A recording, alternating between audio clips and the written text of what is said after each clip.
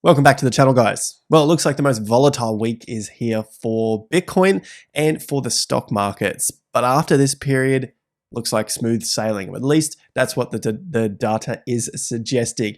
So stick around, hit the subscribe button if you're new here. Thanks for stopping by. Each of the day's analysis builds upon the previous day, so you don't want to miss any of the analysis. And if you are a returning subscriber, hit the like button. It's your home of macro cycle analysis. We're going to dive into Bitcoin, the stock markets, cryptos, and of course, everything is bound by the real estate cycle.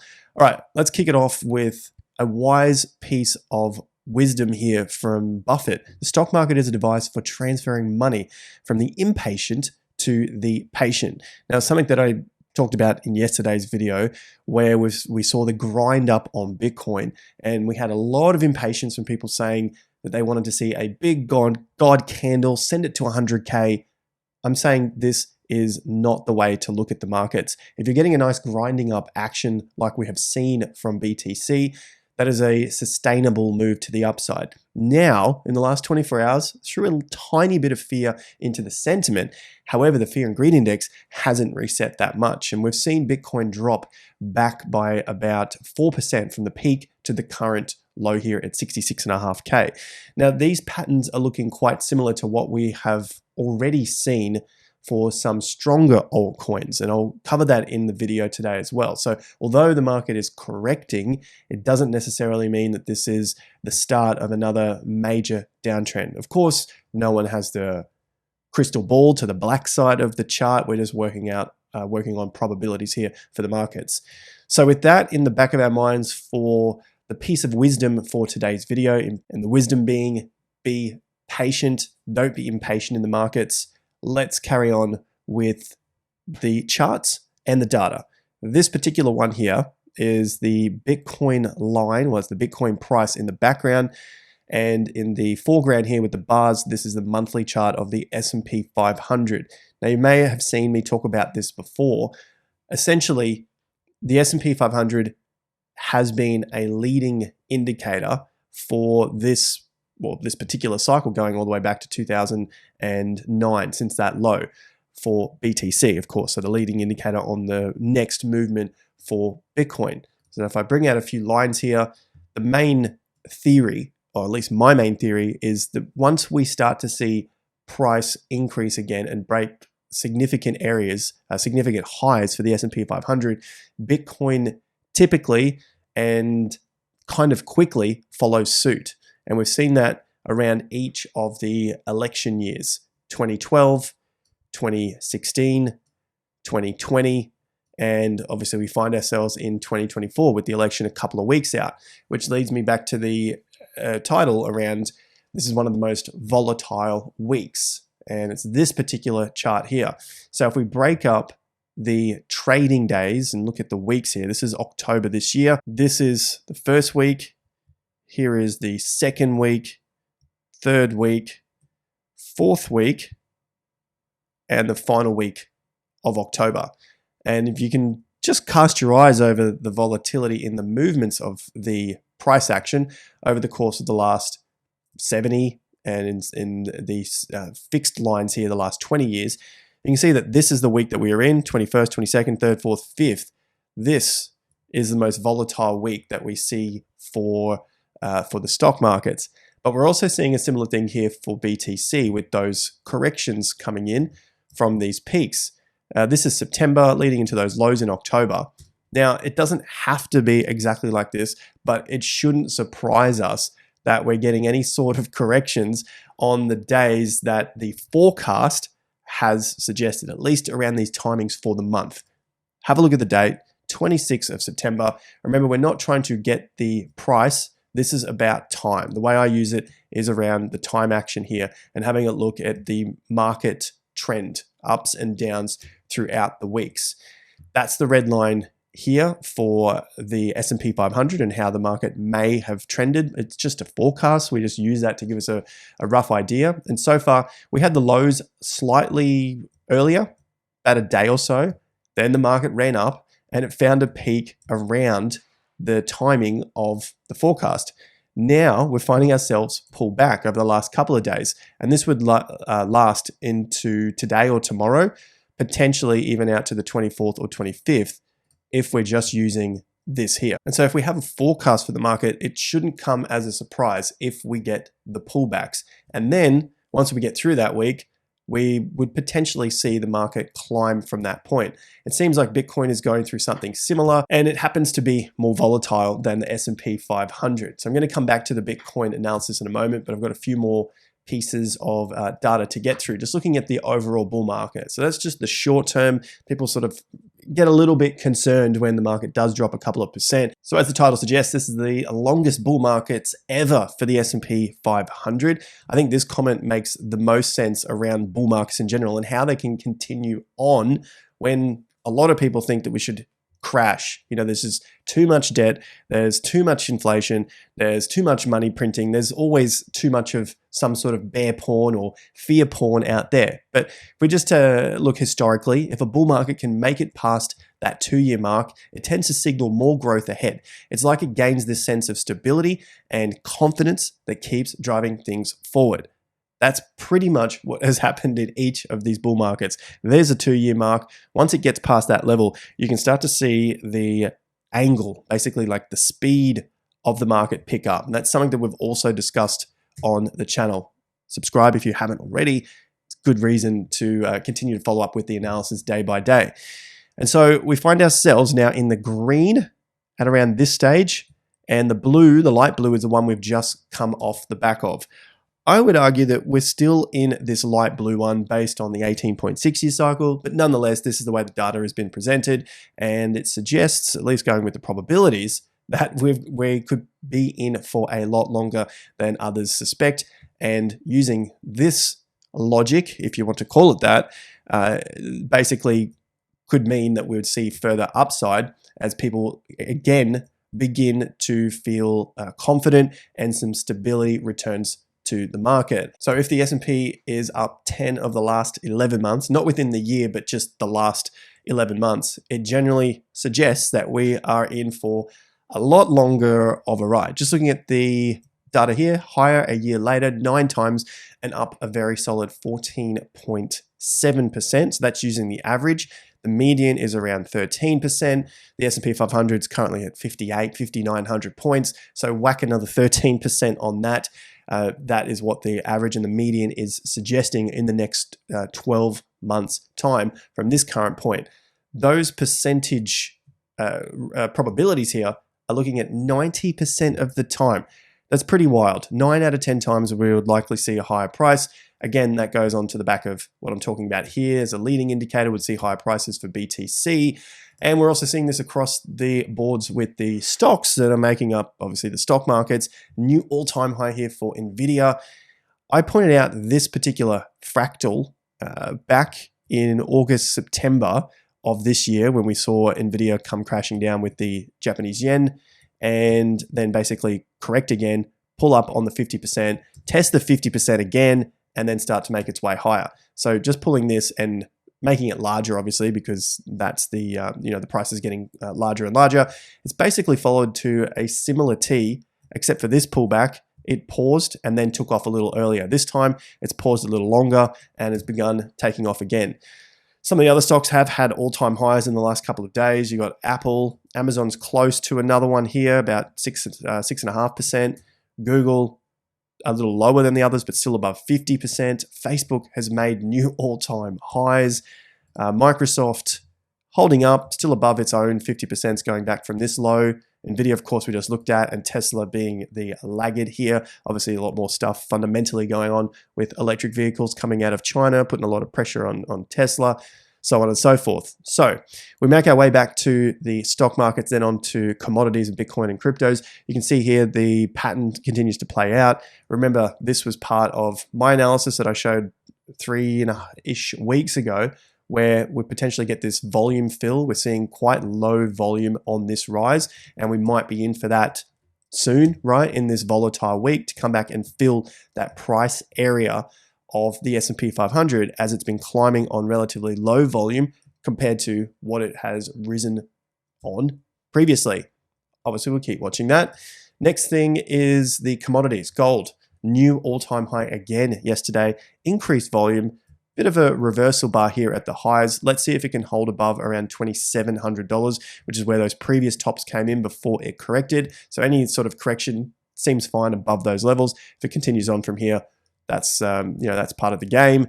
And then the US dollar as well. This thing has been pretty damn strong, getting above an important 50% level. Now, I've got some other data that I'll get through in the video coming up this week, just looking at the US dollar compared to commodities, which I think is going to be an interesting one, especially as I guess many of us are considering Bitcoin as a commodity. And you can see the strength here from the US dollar at the moment.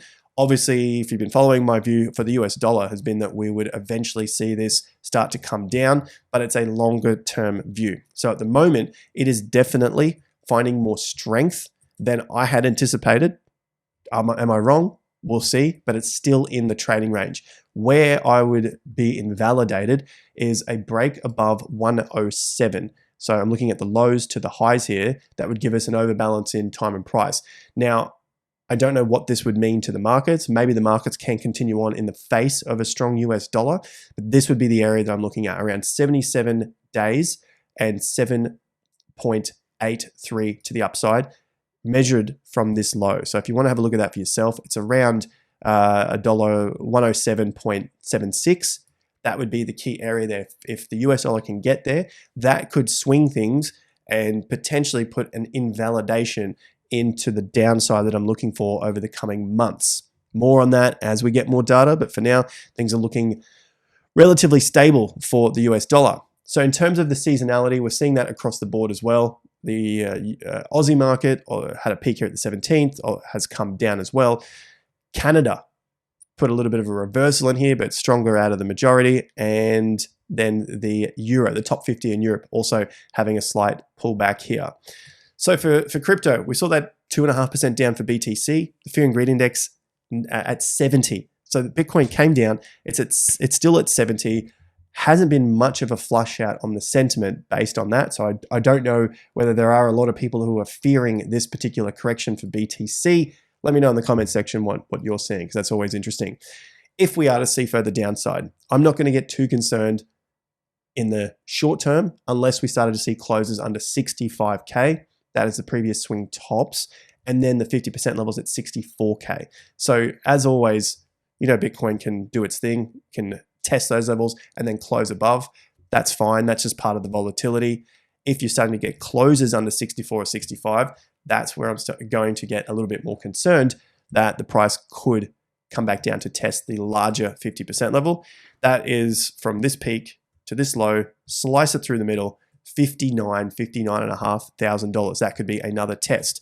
As I said in the intro, this particular pattern here, you've got a top, another top, bit of a test and a failure. So another kind of top there, you could class them as one, but then the breakout on strong volume.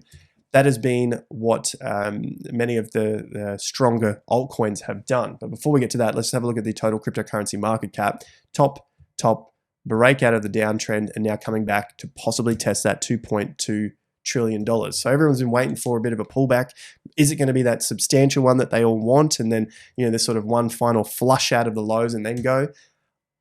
I don't think so at this stage, and there's nothing to say that it's going to be that, but who knows, right? Let's just put our 50% levels on and see whether it holds it around this 2.19, 2.2, or if it comes back down and closes under that level. If it's able to close underneath 2.19, then you could start to look towards these lows here at around 2 to 2.05 trillion for any sort of support to come back in. So with that comes the stronger alts, and basically a similar-ish pattern here. You've got these tops on Solana, top, the breakout on volume, but we've now seen a reversal here.